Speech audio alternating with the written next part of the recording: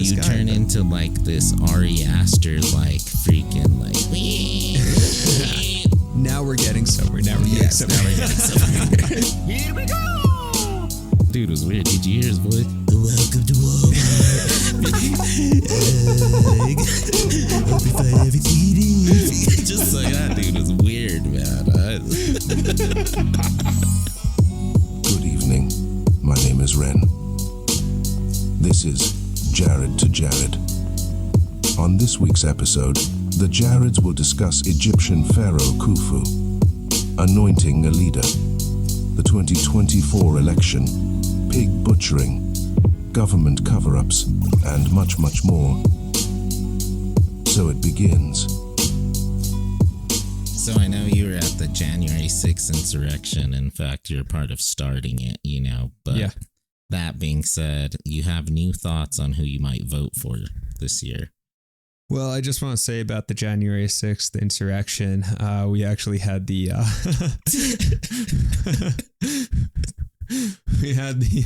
fucking high school reunion. We had the reunion, hung out for a while. It was cool. Right. Met up with all the guys. Yeah. Missed those dudes. Turns out everybody like had a really...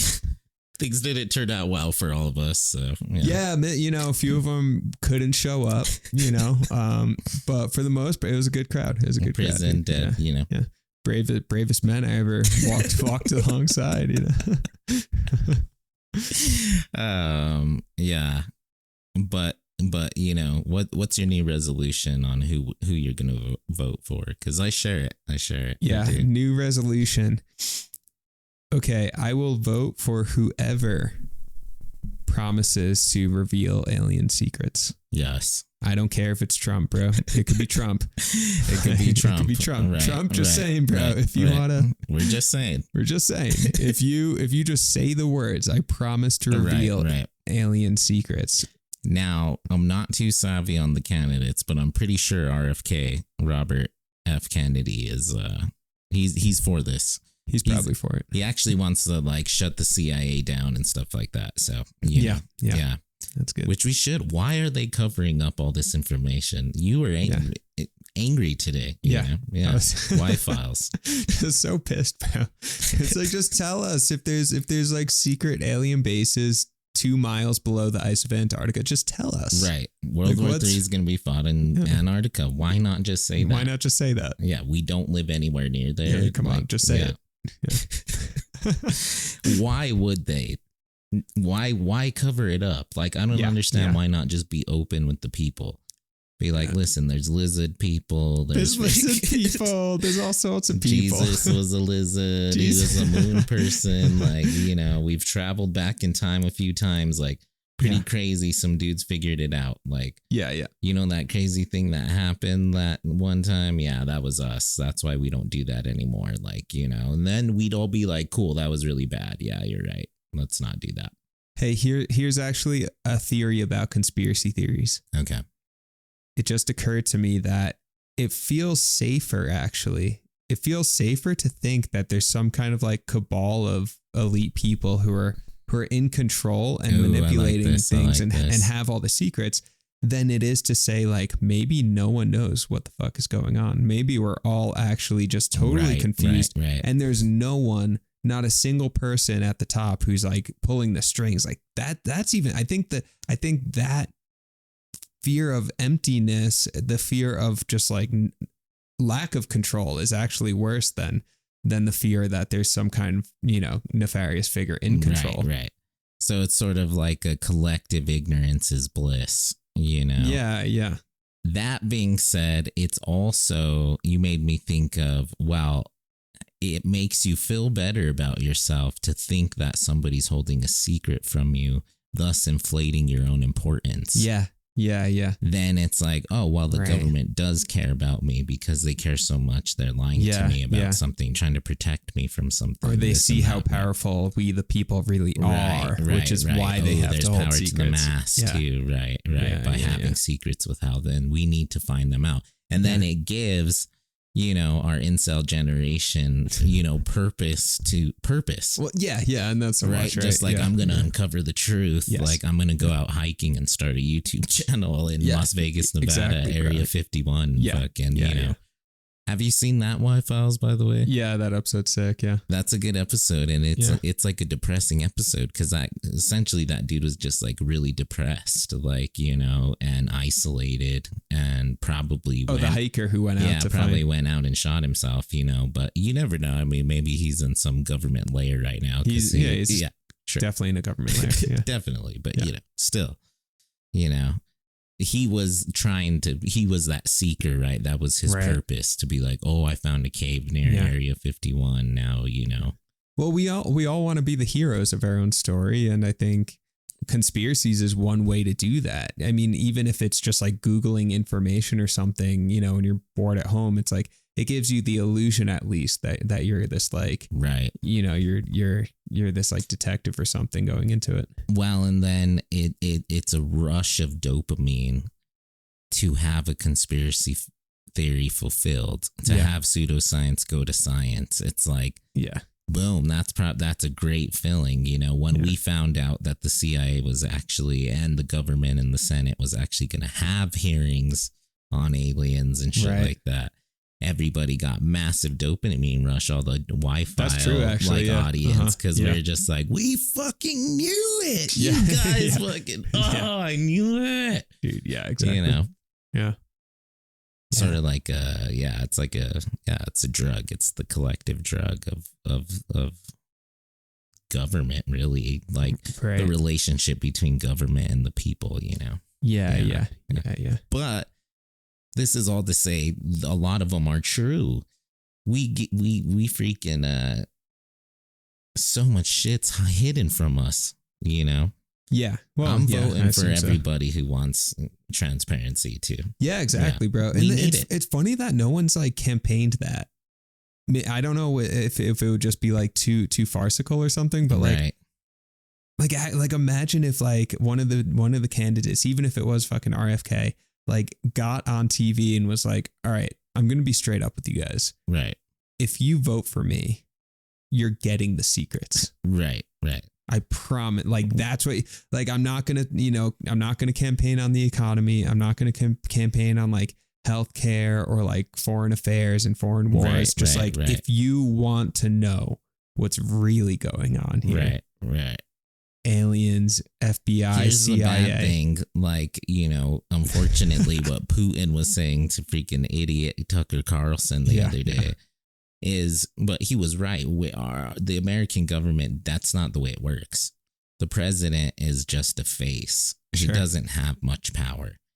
Very few presidents actually swayed power behind the scenes, Soprano style, Obama style, to get healthcare and shit like that, But no president would even be told most of the secrets either, Yeah. There's heads in the CIA and shit and the FBI and stuff. Those directors and stuff, those are the people that know shit. Right. Those are the ones that make these crazy decisions of cover-ups and all this stuff. The presidents, even if they wanted to, they probably don't get included. See that? Yeah. And I'm actually curious about that because, okay, Trump's first presidency, first but not last.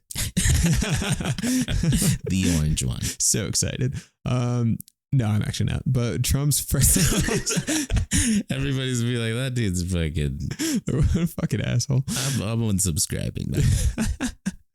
But Trump's first presidency. You know what? Like, if they did tell the presidents what was really going on, he probably would have told everyone. Right. Maybe not. I don't know. But it's like you think they would trust like that guy with like? I think he would have at least dropped a few dimes. Like, let's say the shadow head of the CIA was like, all right, President Trump, we have all this info we have to tell you, and just like went through a list of like 40 ridiculous things. Right. Like, Trump definitely would have spilled the beans. Definitely. Right. And think about it. Why would they do that? The presidents aren't there forever. These directors, they die being the director. You're being director forever, freaking 90 years old, Yeah. You're on some weird board of the FBI or something. You once you're in, you're never out, right? Yeah. president, once you're in, you can be out in 4 years, maximum of 8 years, and then you're freaking just a citizen with all kinds of secrets that they want. No. Yeah, it's weird. Yeah, it just wouldn't make any sense. Right? Yeah, 4 years. Yeah, whereas like the shadow head of the CIA is like, been there for 34 years. Yeah, I've been here forever. Like you're no one. Yeah, exactly. To the president, right? It's just like, what are you? You're literally you're nothing. Just a puppet. Yeah, you're just like the head. You're just the face of us. See, and that's the thing, bro. I think there's America, and then there's Shadow America. It's like the deep web or dark web, or whatever it's called. Right. The dark web of America. Yeah. Yeah. Let me tell you something about the dark web. I was watching the latest John Oliver. Yeah. And they call it pig butchering. And it's this new, it's not new, of course. It's an old scam. Yeah. But now it's ever more prevalent because of social media. And what it is essentially you make somebody fall in love with you. Oh, no. And then, boom, you take them for everything they got. Give them some sad story once they're all in love with you and shit like that. And it's sad, man. Just so many people are falling for it. Boomers, everything. Really? Yeah. And then they'll send them crypto and stuff, like hundreds of thousands of dollars. And then you lose everything, And it's like, man.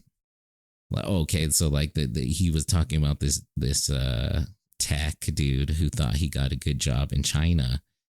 So he went to China and a freaking Chinese gangster picked him up at the airport. Oh no. Abducted him, made him work 16 hours a day, 7 days a week. And his job was to be on Facebook and Instagram, social media, just preying on women with a fake account, making them fall in love. And they have these like cyber manuals they found, like cyber attack manuals written in Chinese. Crazy, man. Like in your first paragraph, introduce yourself and say this and that. Oh shit! So they have it down to a science. Be funny, make them fall in love with you, and ask them these questions. It's a science, Wow. And he said it worked 80% of the time. Wow. Yeah. If you pick the right people, the men are even worse. I believe because now nobody's having sex. Everybody's alone and depressed. All of a sudden you think, oh, this hot girl, she likes me. I'm cool. I'm hot. Yeah. Yeah. And then 3 months later, crap, her freaking sister's sick. Like, I need to send her some cash. Yeah. And you're done. Wow. Yeah. Yeah. That's pretty wild. What do you think? Why so prevalent now? Is it just the social media stuff? There's more to that, right? Dude, even it's the shadow world. It's the shadow world. Yeah. But even calling it pig butchering, like, my God, dude, that's so vicious. That's like, it is crazy, dude. Right. Oh my God. So, which is John Oliver went off on some hilarious jokes about that too. Just like, pig butchering stuff. But the shadow world, bro, it exists. Like, the shadow world exists. Like, and luckily, they're interviewing these cops. That's what they do. They're shadow people. They also get online and try to find these predators and stuff like that. So, like you're saying, there's a world we don't even know what's happening out there. Well, there's a lot of worlds we have no idea about. And a lot of them I don't want to know about. Right, Like you and I and probably most of the listeners of this pod have like a pretty regular life. It's like kind of middle of the road. To put in like the Buddhist terms, they have the 6 realms, the top one being the God realm, which is essentially like, I don't know, Hollywood people or something who are just like totally ignorant of just, how rough it can be to be a regular person. Right. And then you have the hell realms, which is like, that's the shadow realm. That's like the dark shit. And then most of us are in the human realm, which is just like the middle one, which is just like that. Yeah. I mean, that we're in it right now. We're in the human realm. We're just doing normal shit. Yeah. Get a hobby, do something fun, you work, whatever. So essentially it's like a classes of existence, middle class, high class, lower class. Yeah, pretty much. It's the class system. Yeah. That's pretty wild. Yeah, it's cool. It's fun. Well, but that's an argument too as to why the government covers up a lot of stuff for us is because we don't want to know. And that's something that I also think about too. It's like, hey, listen, I want to know about this Y-Files time, Yeah. I want to know about that. And then there's some Y-Files where it's like, man, if that's the truth, I don't want to know. Yeah. Like there's this one retired Air Force dude that, you know, whistleblower came out, whatever. Yeah. And his story is, you know, the Sandia Labs over here freaking, they're like ran by like 3 different other alien species that essentially breed us for food. If that's the case, I'd be fucking, I don't want to know that. That'd be a shame. Yeah, that'd be really disappointing. Just like, wow, we're all livestock. Yeah. Oh, man, really? Just like, I thought it was going to be a lot cooler than this, you know, first contact. Hey, you think like, okay, these guys who, I guess they sign non-disclosure agreements or something when they get these high positions, you know? But it's like, if you're like an Air Force pilot, say, and you like definitely came in contact with some aliens and shit, you think you could keep that secret?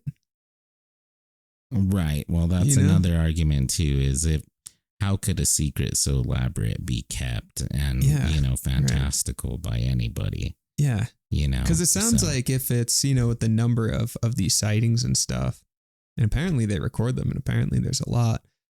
I mean, how many like Air Force pilots, Navy pilots, whoever they are, and a lot of these guys are just like young dudes, you know, who are just like, oh, this would be a cool career. You know, they're not these like high up political types or something. Right. Like, how many of these guys must have had to keep quiet, you know, sign a non-disclosure agreement or just be like threatened, you know, you don't ever talk about this again. We'll find you, you know? Right. Well, here's what it is. Here's what, you know, AJ kind of says too is all the whistleblowers, right? Even David Fravor, you know, all the famous ones nowadays that are, you know, supposedly like, you know, credible sources, right? Yeah. They're still CIA dudes. Yeah. Like they can only say what is approved by the CIA. Yeah. Even as whistleblowing to the Senate. Oh, interesting. His whole script had to go to the CIA first and then they gave it back to him. Oh, wow. Freaking Russia style communism, you know, crazy. And the theory is that those dudes are company men. And the CIA has been busted. It was called Project Something Gate or whatever. And they had a bunch of agents act like whistleblowers. Yeah. To dilute the conspiracy theories behind it by like exaggerating it and all kinds of shit and being like space aliens and blah blah blah, right? But those dudes will still work for the CIA. That they're still agents. They are actually doing that on purpose. They're whistleblowing on purpose. So always like be wary of you know what the intent is behind these supposed whistleblowers, you know. Right. That's that's a good point, dude. And that's the thing. I mean, like just there's no consensus reality anymore, right? I mean, like it's actually pretty scary where it's like you literally can't trust anything online, right? You know, I mean, which you can trust your experience directly in front of you for the most part. I mean, it'd be kind of weird if, for example, you were just like a Russian bot in person, you know, it's just like, yeah, we've been friends for a while, but sorry, dude, I've actually just been you know. Turns out I'm a Jare bot. Yeah, Jare bot. 5,000, yeah. But yeah, it seems like you can't trust anything you see online anymore. I mean, I'm convinced Biden's dead.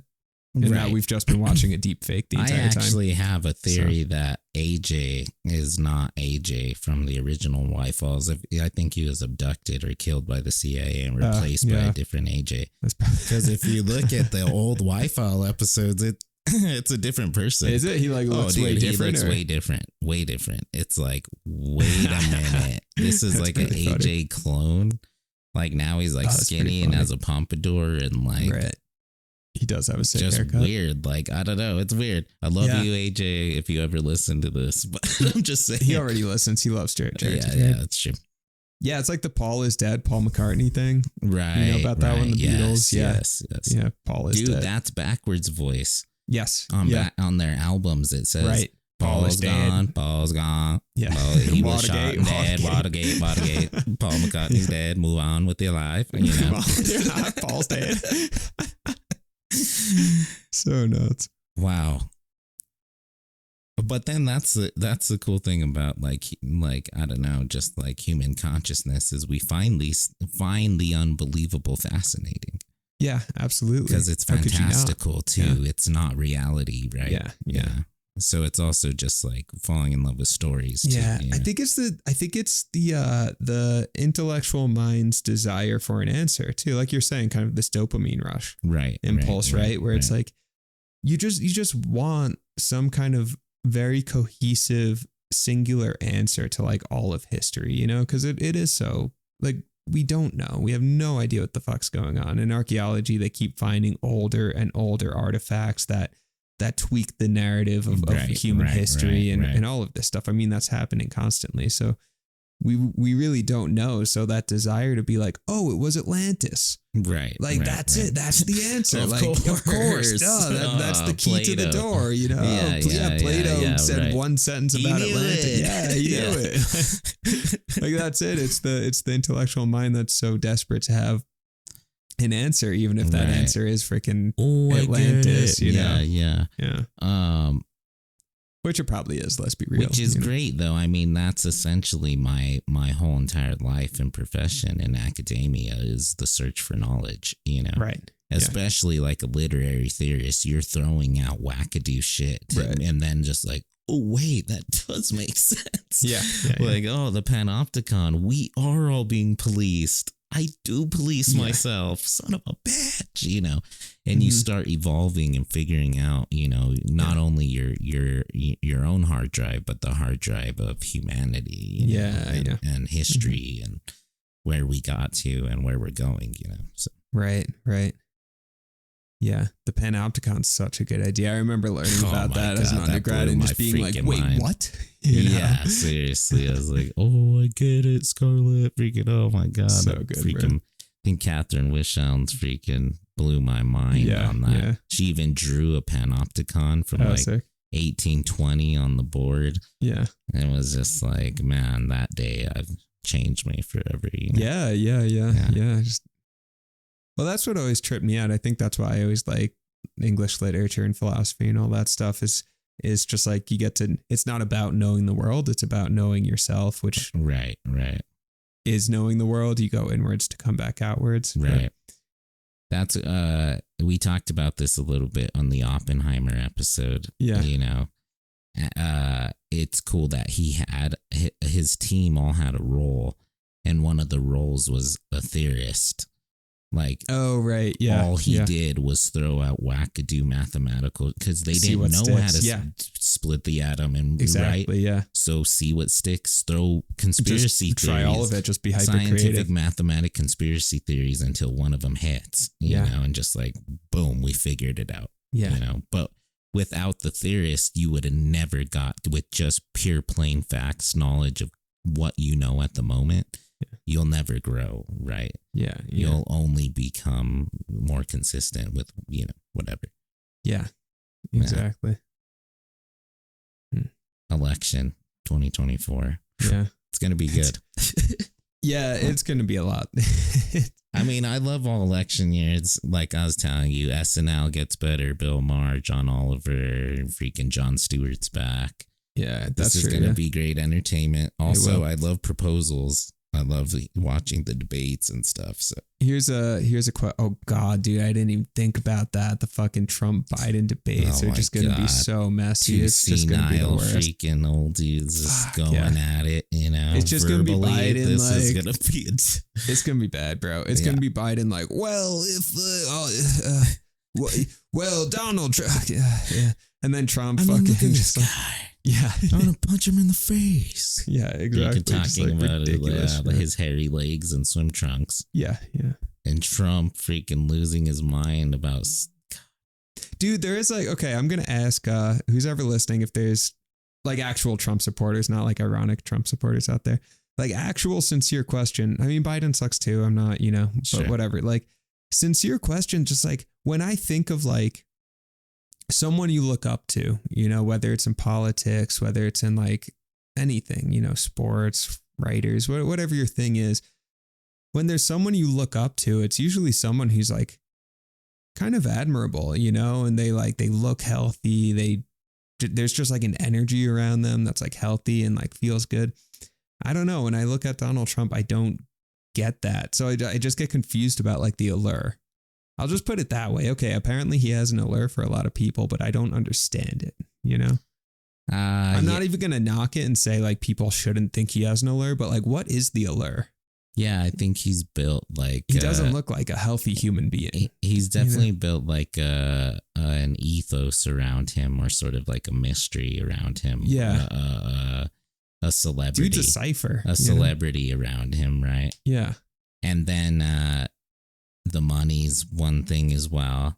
Yeah. His family ties and like American ties of Trump family or whatever, you know, his dad was rich dude, whatever. Yeah.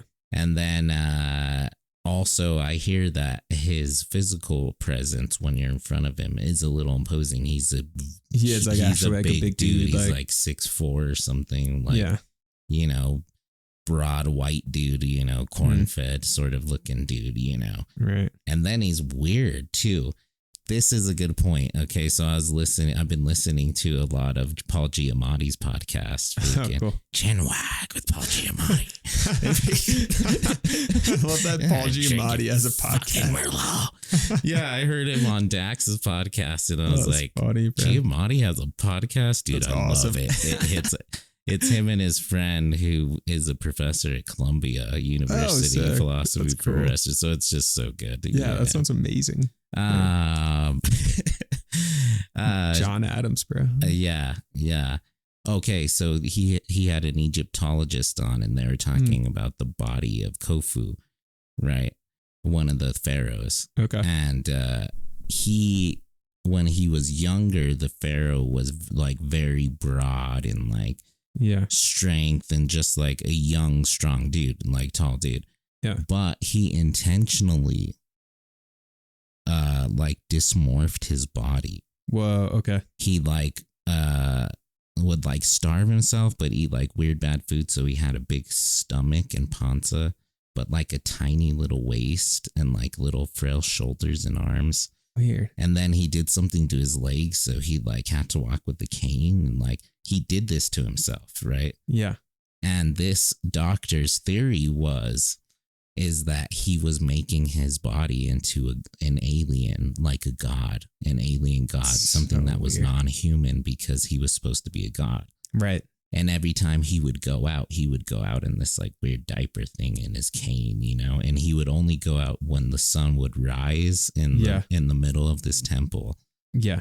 And would set in this window in the temple. So when you would see him, you could barely see him. So it's like, oh God, it's God. But he's like a weird alien, like the son of, he was supposed to be the son of the sun god. Yes. You know? Yeah. Now we're getting somewhere. Now we're getting somewhere. And actually, Trump's an alien. Like that's what I'm saying. Yeah. Yeah. Because that's the conspiracy. Trump's an alien. No, because freaking. Okay, because all right, now I guess my question isn't about Trump. My question is about the nature of leadership.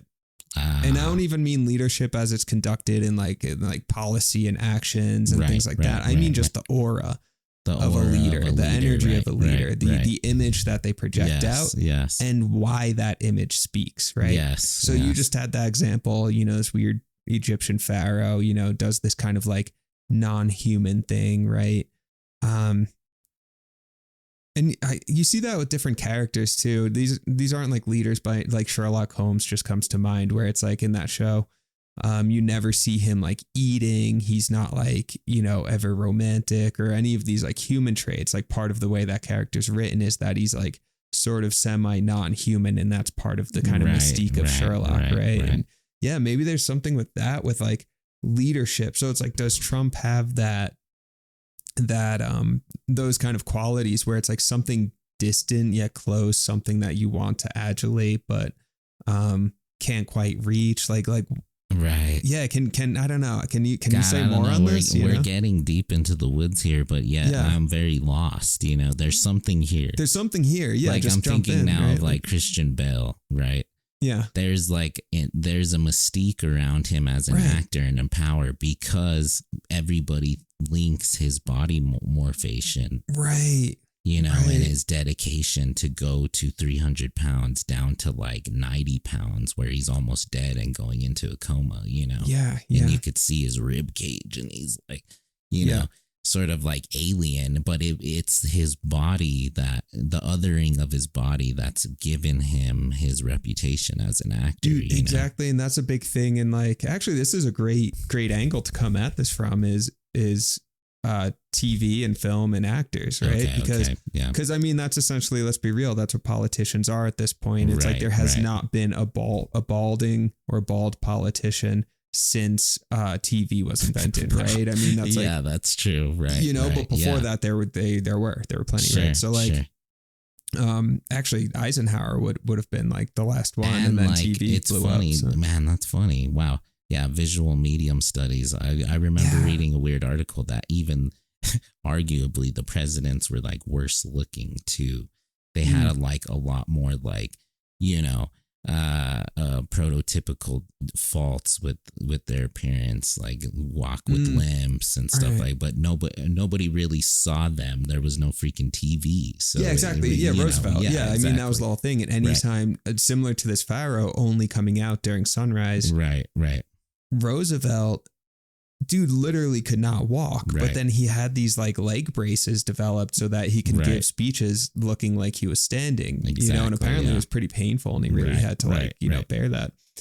And I mean, if he came post television, well, he just wouldn't have, because there would have been no way to hide that. Right. You know? Right. Exactly. And then if you look at like the JFK Nixon debates, that the whole thing there was that like Nixon lost because he sweated. He was a nervous sweater. So during the debates, he was like sweating and he was just this like unappealing, you know, just like ugly sweating man. Right. Even though he actually was like a really, you know, very intelligent person who had worked his way up and all this stuff. Whereas JFK was like super smooth, good looking, could like play well on television, right? And this was like the first presidential debate that was a boom of media, right? Exactly. In the technological age, so that, I guess that's, you know, and I mean, there's so much to say about like, okay, Trump knows how to use Twitter, right? I mean, that was a big thing with 2016. Like Trump just like knows how to, you know, kowtow to like social media users essentially, right? So like what Roosevelt did with like his fireside chats on the radio, Trump was doing with a stupid fucking Twitter post. Oh my God. Right? So what we're doing is like, this is like the dating app of politics now. This should not be only, but it's inverse, right? Politics should be a decision of the mind. Yeah. Not of the body. Right. And the visual medium makes it an aesthetic. Right. Yeah. I can't remember which comedian was talking about it, but like Ron DeSantis, a fly landed on his head for like, you know, at one of the debates, and he didn't swat it. And that was it. He was done. Freaking political suicide because he didn't swat the fly. So weird. And everybody's like, this dude's a freaking alien. It's like, how many fly walking around on your head, man? And just like not even flint. And that was it. Campaign. Yeah. You know, and how many presidents, especially back in the day when we were all living in barns, did flies land on them? You know, nobody knew about it. Sure. It didn't affect them, you know. Yeah. And I'm not saying DeSantis should have won. That dude fucking good at fly. Sure, you know, whatever. Good job. Yeah, thanks, but Fly. But like, saying, we end up picking candidates like stupid Trump, you know, the Khufu, because right now we're in a visual media. Exactly, bro. Yeah, it's the visual media of leadership.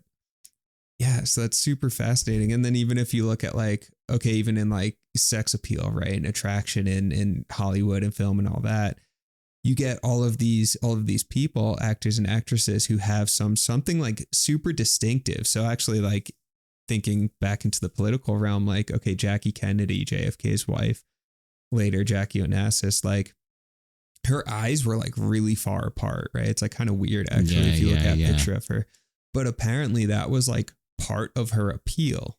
Right. As this, like, you know, she was young. She was supposed to be like the super attractive first lady. And like, but, it, you know, and she just like had a very distinctive kind of look. And apparently that like contributed to her attraction, you know, or like Marilyn Monroe with like the freckle or whatever on her face. That was like like distinctive. And you can see that with like actors and actresses today. They have these something about their like look at fucking Liam Neeson. I don't think this is like an attraction thing. He's kind of a weird looking dude, but it's like dude has just like a very distinct face, and that's why that's part of his acting persona, you know? Right. Adam Driver's really totally, like insecure. He's talked about it in interviews about like, you know, a lot of people told him you'd never act, look at your face, you know, whatever. And that's just like, but now it's like, hey, Kylo Ren. He's like a weird looking dude, but that's like also what gave him his sex appeal, and like he's really good character actor and stuff because of that, you know. Paul Giamatti, one of my favorites, you know, just like if you saw that dude at like Lowe's or something, you wouldn't be like, oh, that's a star and a leader. Yeah, exactly. Yeah. Right. But it's those features and characteristics that make that him are so just like, brilliant, there's something, there's like a vibrancy there. There's like a non-collective, right? Yes. Yeah. A non-collective. And that it does that equal leadership too. Okay. So we're in a situation, everybody's like in crisis, a collective crisis, you know, like at a job or something, whatever, or, you know, a storm happens or whatever, collective crisis, while the collective doesn't know what to do. So you are looking for somebody that's non-part of the collective, a non-human aesthetically, what they're saying, how they're thinking, because we don't know what to do. So we need something that's not us to tell us, this is what you got to do, right? Yeah. Yeah, I like where you're going with this. I mean, maybe, I don't know. I'm kind of spitballing here, but you know. I totally agree. Yeah, because I think, okay, one of my favorite books, The Denial of Death, Ernest Becker, is this like, psychologist, philosopher type of dude. This book came out in like the late 70s, I think. And his main argument is that we are deeply afraid of death, deeply afraid of non-existence, of emptiness. And in reaction to that, we cling. We develop personality structures and traits and habits. We develop societal structures and institutions, things to cling to, right? And you can kind of apply that formula to almost anything, including our relationship to leaders, right? You know, it's the collective, the group of people in a room, in a nation, at a job, whatever it is.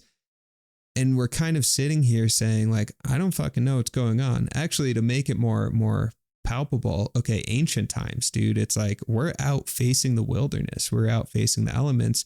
There's fucking bears. There's all this stuff. We're really, really vulnerable. Right. And we can very palpably feel our own vulnerability. And we're fucking scared. Right. And we don't know what to do. Right.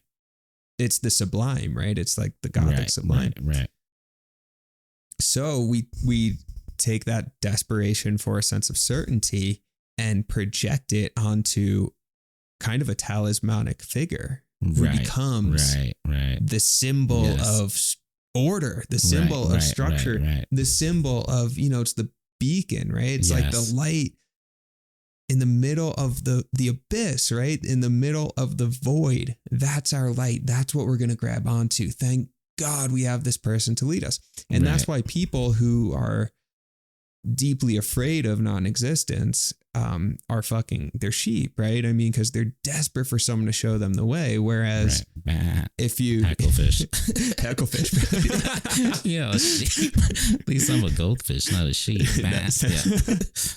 Whereas if you face non-existence, whether that's through near-death experiences, whether it's through whatever practices, there's a bunch of them. Whether you face and make your peace with non-existence, you're going to be susceptible to that desperation for a leader, right? Sure. And I think that's what's happening now. Like you're saying, there's crisis, there's sense of a feeling of vulnerability. Oh, fuck. What do we do? No one knows what's going on. So we project that energy onto a leader, but the leader has to have that kind of distinctive, like non-collective expectations, thing. For a leader. It's like a genre of a human. Yeah. And we all have expectations as an audience. It's very a genre strange. Of a human. Yeah. Yeah. And think about that genre. What are the expectations? So I'm thinking to myself now, you know, the vision of what a leader is, it changes, you know. The like really buff dude who's like, you know, goes to the gym every day, blah, blah, blah, you know, some crazy crisis happens, nobody's going to follow that guy, because in our society we think he's an idiot and he's got 3 brain cells. Right. You know, he's the bro down dude that, you know, just like, oh hell yeah, go to the, you know. Yeah. So that's not the leader anymore. Whereas in like some generations that would be the leader. Okay. Whereas like I feel like I'd be more apt to like follow like, you know, Susan Sarandon or Paul Giamatti's character than like, you know, Arnold Schwarzenegger, because it's like, oh, this is like an intellectual human being that, you know what I'm saying? So there's I don't know, like there's something about that. They're like identification, sort of like as well, the Khufu thing too, of like this person's, oh, this isn't like a buff human being. That doesn't make me want to like follow them. Right. This is like a weird alien dude that knows shit that I don't know, you know? I don't know. Right. Yeah. Yeah, God, there's something really interesting to that. It's very weird. Yeah, it is. Yeah. So, I mean, like, so I guess what I was trying to say earlier then, you know, it sparked this conversation was my like, well, what's the allure of Trump? Because I just don't understand it. Right. So I'm actually curious, someone who does feel that allure. Like I wish I could have a conversation where this person isn't feeling judged by me or something like that, but just like them very authentically saying like, well, this is the allure. Right. You know, so that I can be like, whoa, Khufu, you know? Well, I think for a lot of people, and not us, of course, but like a lot of people, Trump was the talisman, was the, you know, the medicine man or the mother and the father that didn't judge and was like, you know what? You're right. There's conspiracy theories. Was that it? Just like a feeling of being validated by a powerful person? Being validated by an other. Right? Yeah. So that could be othered in terms of more power than you, look different than you, live a different life than you, right? Yeah. All these different things. This other is validating your ideology and so morality. Weird. So then you want to follow them, right? Because you want to understand them, right? Because they understand you. Wow. That's so fascinating. Yeah. See, and I think he has that kind of like non-collective look to him as well. Because he does. Yeah. Take off Biden's suit and just put him in like, I don't know, regular people clothes, whatever, and like stick him in a Walmart, and you wouldn't look twice. You'd be like, oh, there's some like, or actually he's Grandpa fucking Joe, working at Walmart. Yeah, he's the Walmart greeter, and it's like, and you're like, oh, what's up, dude? Oh, like, hey, welcome to Walmart. He could fucking do it. Honest to God, if they put Joe Biden in like a Walmart vest in the Santa Fe Walmart, and I walked in and he was just like, hey there, how are you? I wouldn't even notice it was Joe Biden. No, I'd be like, hey man, what's going on? And I'd keep going. Right. Like, but man, then if Donald Trump, was really you know, nice. Like if they put Donald Trump in the Walmart greeter vest and stuck him in Walmart, it would be like, even if like in some universe where I have no idea who this guy is, I would notice. I'd be like, that guy stands out. I think in a weird way for me, like, but I'd be like, he stands out. Dude, that guy was like the orange John Candy with a toupee. That was crazy. Guy was like 7 foot tall too. You would what comment, the fuck? You would comment to your buddy. That was weird. That dude was weird. Did you hear his voice? Welcome to Walmart. Hope you find everything you need. Just like that dude was weird, man. Dude, that was so funny. Welcome. I have no idea how you did that. That was insane.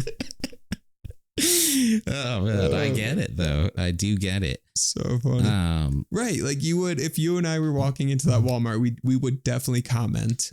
Well, and think about what the that dude's on crack. RFK would be the guy Richie working at the liquor store we just went to here in town for beef jerky. Freaking I'll be like, oh yeah, this is Robbie, Kennedy's. This is Dolly. Dude, RFK is definitely working at the local liquor store. Think about it though. Why what's the main complaint about the election? They're too old, right? And yeah. Both of them are just weird, and they're senile, and they're old, and they're weird and creepy, and creepy Joe smells people in the air, and freaking Mandarin Orange Trump is grabbing girls in the taco, and just like, what the hell? These guys are old. Yeah. And then what's their counter argument? We need like a guy like on the left. We need a Gavin Newsom, right? Oh, he's young, 40s and good looking guy, and he's powerful and this and that, and he gets stuff done. Guy's a nut, man. He's a freaking commie, freaking hypocrite. You know, I hate the dude. And then freaking, I mean, he may be fine. Gavin, he's the California governor. He's the California governor, right? And a lot of people say California's in shambles, whatever, you know. And then on the right, the alternative to Trump is, I don't really know who the alternative is. Trump, Nikki Haley, maybe, right? Yeah. A good looking, you know, up and coming freaking powerful woman, you know, American woman, right? Yeah. What I'm trying to say is the solution isn't, oh, let's get candidates that look like Paul Giamatti and have really good freaking, you know, laws and blah, blah, blah, policies. Yeah.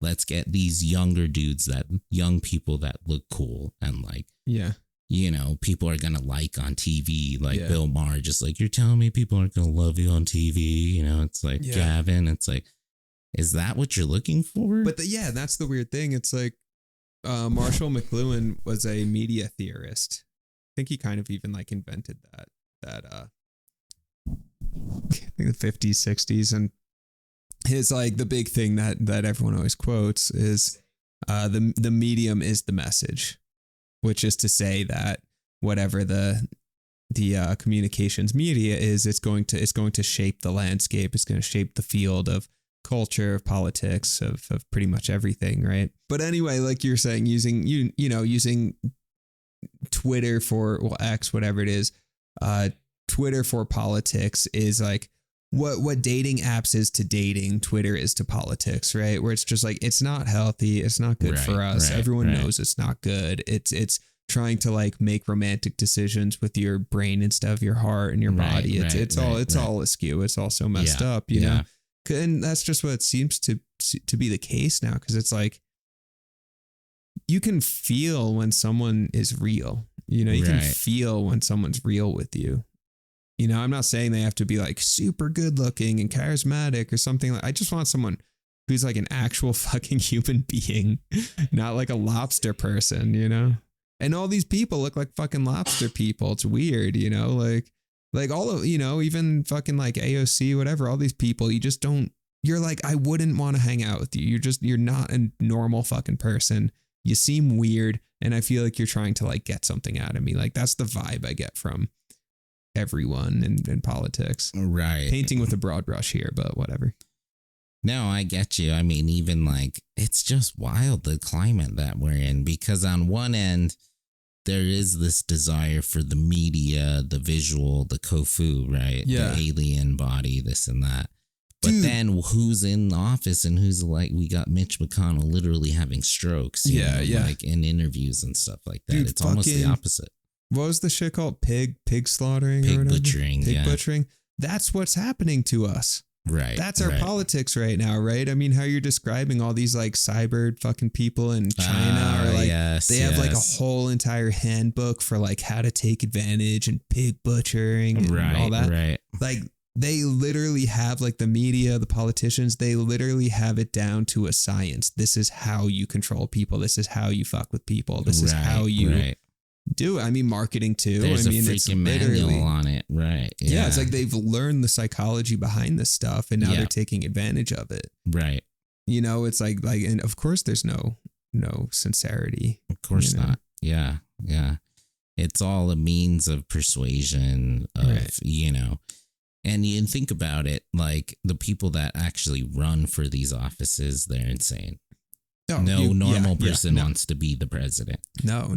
Right. And then that comes with a baggage of, you know, greed and sociopathic tendencies and psychopathic tendencies and, you know, just a plethora.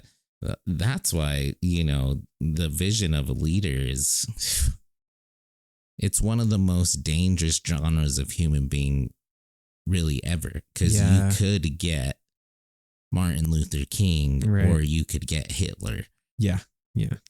In either event, their followers followed them, you know, without a bias or, you know, unconditional.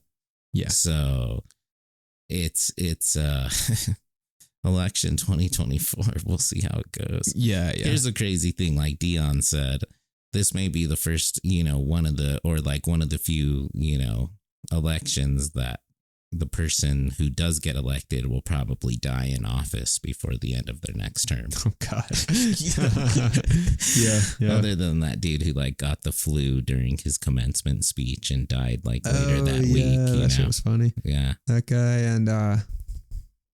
and then William Taft, he like had a heart attack, like in the bathtub. Or something there's like because that dude was like severely overweight and like had gout and like had a heart severely attack. Overweight with gout, dude. Like back in the day, would he have been elected today? I don't know.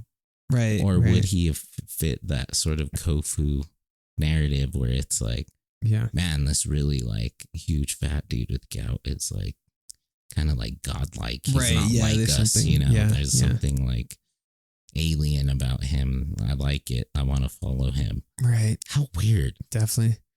I do think too that leaders tend to be an expression of the national mood, call it that, or a national psyche rather at the time.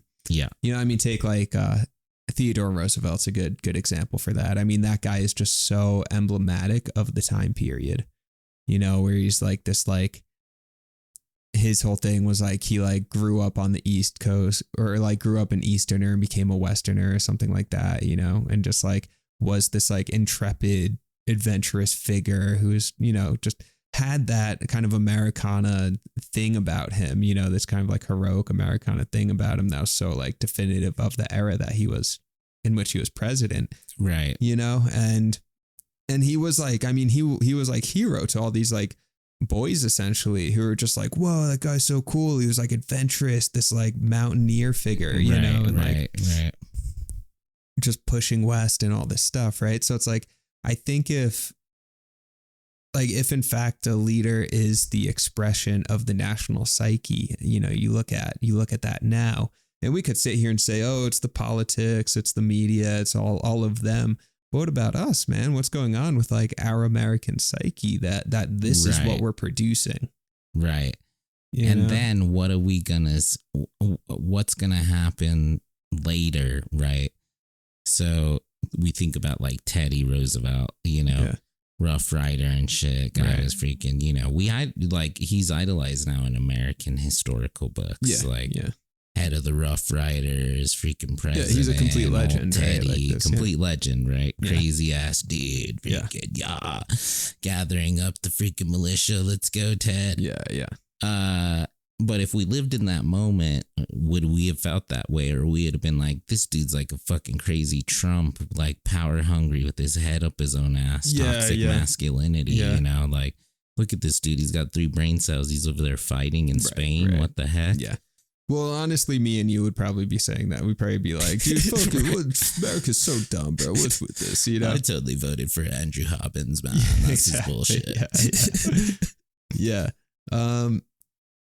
Yeah, but I don't know. Even like, it was just, dude, I think it's like the culture of America 100 years ago or even less compared to the culture of America now is just so different. Because back then, dude, people had like pictures of FDR on their mantles, like along with family photos. Like that was an actual thing, right?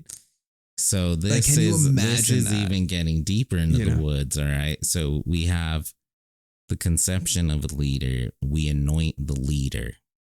And that's another conversation topic, the actual anointing of the leader. What do they have to do to then you're my leader now? Such a good point. The anointing of the leader. And then it's like a baptism of sorts. Yeah, it's like a baptism. What is the moment when we decide, okay, we're anointing this person. I'm going to give them a part of my life, my decision making. Yeah. My consciousness. Right. Allow them to sort of share my consciousness or like control. There is this weird like psychic exchange or a contract. Like let them into my head and I start thinking their thoughts, Right. Because we're kind of thinking, well, they're my thoughts too, and I want to think them, right? Because of X, Y, and Z. What is X, Y, and Z? Khufu, alien body. Yeah. saying some crazy shit. But then, okay, getting even deeper into the woods, then we get FDR, the successful then leader. So we anoint somebody a leader. They save us from the crisis, and then we worship them. And because it's a huge dopamine rush for us too. Yeah. Because we chose the right leader. Yeah. We chose. So then we become the leaders in our own heads and take the power back to ourselves by saying nuts. And then we put him on our mantle like Jesus. That's fucking cool. That was really cool. Man, you just like took me on a journey. That was sick. We're in the woods, baby. We're in the woods. Yeah. And you know what? I very often like to think of American society as it was like, say 10,000 years ago, because it makes it easier for me to conceptualize these things. I think when we think of like American society or just global society, whatever, now it's just so big, so vast, so overwhelming that you get lost in it. And then it's hard to kind of reconnect to sort of the archetypal roles that would fill any society, whether it's our own or an ancient one. Because an ancient one, you have like 150 people in the village. Talking about the village. Right. You have 150 people, and then the leader serves this like very archetypal role, you know, and then you have like the old wise people, you know, who hold these like very archetypal roles, right? And that hasn't changed. You know, I think it's gotten maybe muddier and harder to like cut through and see that. But what you're describing, you know, this like anointing of the leader. Right. You know, this like psychic exchange that happens. Right. That's like easier to conceptualize for me, at least, if I'm thinking in terms of a village of 150 people where everyone knows the leader. You've had some kind of personal interaction with them. You probably even know their family in some way, you know, and there is a very clear anointing, probably even like a celebration where when that leader is chosen or when that leader, you know, has some kind of victory in battle or something and is like chosen in a de facto way. There's some sort of like embodied celebration around that leader, right? This is so crazy, dude. People are like hugging and patting him or her on the back, all these things, right? And like that's this like collective energy, right? I mean, the psychic exchange that anoints the leader. But really, and then the leader becomes like a vessel. Yeah, exactly. You stop becoming who you are and you become the group, right? And the group is you. Exactly. You're almost like a human sacrifice. Exactly, bro. And oftentimes leaders literally have to sacrifice their bodies for the whole, right? And become aliens. But because they're all in the villagers' consciousness, then we are all the leader as well and can celebrate. Right? See, do you think Khufu, the pharaoh who made himself out to have this non-human body, do you think he wanted to do that? Do you think he enjoyed the process? Do you think it felt good to him? Do you think it was something that he was like, yes, I love fucking up my body for the sake of power? Like it was just like a weird power trip thing? Or do you think it was actually coming from a place of responsibility to the group, you know, maybe? Right? I mean, as the anointed figure, I don't know anything about this guy. Dude, you turn into like this Ari Aster, like freaking like weird, like the idol of the village, or like, you know, like, oh, that's the god over there of the village. That's taken all of our suffering and like turned into like this thing that we're all him and he's all of us and he's in all of our brains now. And where he's like, he makes the decisions and it's like, he's not human anymore. Exactly. You know? He's no longer Khufu, like the young, strong child who had played like, you know, Egyptian tennis. Exactly. Like he had to become this figure, and whether he did it because it was like a power trip thing, I need to convince the people that I'm a god so I can stay in control. Or if it was a sense of responsibility saying, this is what the people want, this is what they need, this is the archetypal role that has always been the case in our society. So I'm committing to it. I'm saying yes to this role. Right. Or even rather, it's a repercussion of the role. It's like taking drinking a little bit of acid every single day. Well, eventually you start losing weight. Your chin goes in your skin. You start, you start becoming inhuman the longer you stay in this role and this genre. It morphs you. It mutates you as a human being. Yeah, exactly. And then we love it. And we love it. We want the mutated leader. Yeah. The other. And this is the anointing of the leader, dude. That's such a good. Oh man, that's a book chapter at least right there. But dude, seriously. And the anointing of the leader. Figured it out. Yeah. But again, if that anointing is like an embodied experience, say, however 1,000 years ago or whatever. Today, we're not a village of 150 people. We are a national community of 330 million, a global community of 8 billion.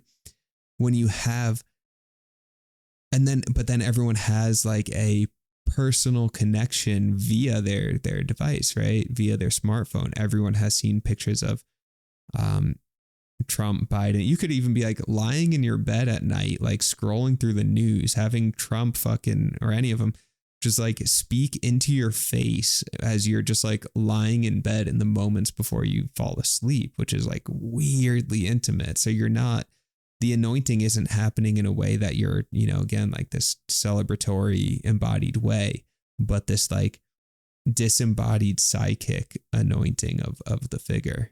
Right. Which is weird because now like Trump's like super racist, like black people are gonna vote for me now because I make shoes. He's like making his own shoes now with like golden wings on them and an American flag on the back by like sick, Trump. Proud to be a Trump shoe. Can't wait to they're orange too. It's really they're not orange,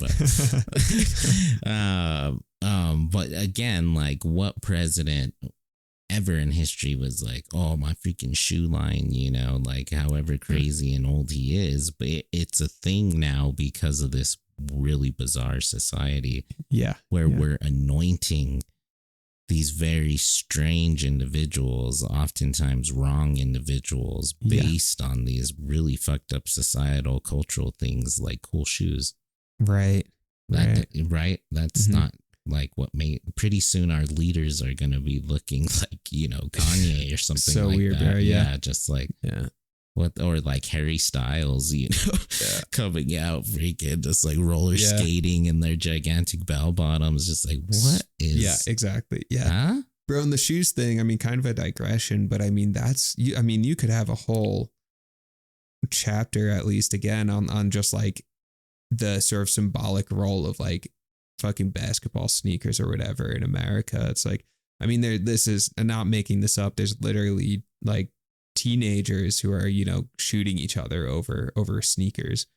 Or I remember when I worked at the high school, there was a kid who like spent $400 on like a pair of Jordans or something. And then another teacher was just like, where'd you get the money for that? And the kid was just like, well, not gonna talk about it, but like whatever he was doing, hopefully nothing too bad. But either way, it was just like, dude, you do not have the money for those shoes. But like, but there was all this stuff where it was like the kid was like fearful that he was going to be judged if he didn't have them, all this shit. Right. And then again, like children losing their lives over like a pair of sneakers. So it's like such a weird, distorted, fucked up hyper materialist culture that we're in. And then I think Trump's maybe speaking to that in some way with this like shoes thing. I don't know, a lot of like mostly half-baked thoughts there. I'm not sure if there's something there, you were saying is presidents are often a reflection of the societal moment, so that certainly fits the bill. And why are we getting like RFKs and stuff like that too? Because of Y files, we're sick of getting lied to. Right. We're sick of this. We're sick of that.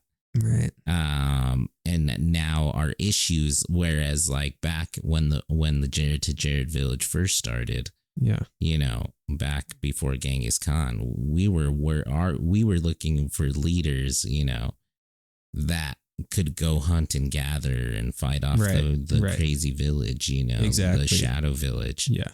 Now we're trying to find a leader that's going to reveal the shadow village you know, and is going to protect us from pig butchering and all this stuff, you know, and is going to wear cool shoes and like make fun of really be able to roast somebody on TV. Right. You know, like look glossy with his tanning bed. Like, what the fuck? Yeah. You know what I mean? Yeah. Like, but standards have changed, you know? All right. So here's a question, because I think we often get too caught up on, you know, the bad things, you know, this is what's wrong, blah, blah, blah, all that, right? Like, fucking, these are our choices. Are you kidding me? You know, what would the healthy anointing of a leader today look like? You know, like let's just like with our imaginations just create the universe where America's not in crisis right now, where we're actually just like, yeah, we're going through this like election process and we have a lot of good choices, and we're going to find someone who actually like we can trust, who feels right, who is really experienced, whatever, and they're just like a trustworthy, very intelligent human being who is honorable and has integrity and all of that. What does that look like? What does the anointing process look like? It's because it's not Twitter, right? In this universe, Twitter's probably not existent in this universe, right? You know, I mean, I guess my counter quick question would be, on what level? Are we talking like a presidential level? Are we talking like a micro level, like at your own personal job, or like within your community, or like even within a friends group or something like that, you know? Let's go president. And I mean, for me personally, what would get me to anoint, or what would the anointing look like? Because I guess for me, the anointing would look like just voting for the person. Okay, yeah. And then they like put their hand on the Bible and right, exactly, and pledge to God that they're gonna save the country. But also a commitment inside to myself, because I've never voted. You know, I've been against the American government since I was born. You know, and Grid and Dolly. When you Grid and Dolly were all born at the same time. Jare Grid. That would be a huge anointment for me. To be like, I went 36 years, I never went. I went, and I never trusted anybody. I trust RFK, you know, I'm gonna go, or I trust AJ and Hecklefish for president, you know. On behalf of the Jareds, thank you for listening. Follow, rate, and tell your friends about the show. The Jareds will be back next week, and always remember, every accomplishment starts with the decision to try. Enjoy your weekend. What do the leaders at your school wear? What does your principal wear? What kind of clothes? Well, our principal usually wears a lot of formal outfits. Sometimes a lot of dresses on like special occasions. Would you say she looks alien-like Khufu?